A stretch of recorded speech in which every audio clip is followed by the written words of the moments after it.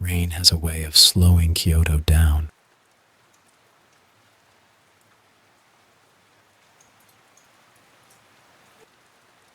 The streets glisten beneath the morning sky,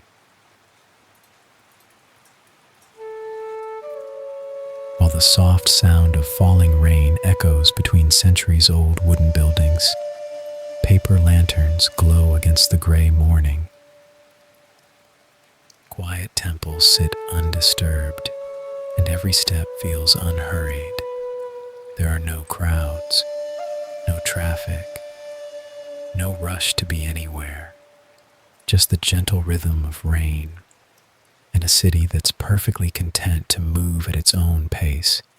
Maybe peace sounds a little like this.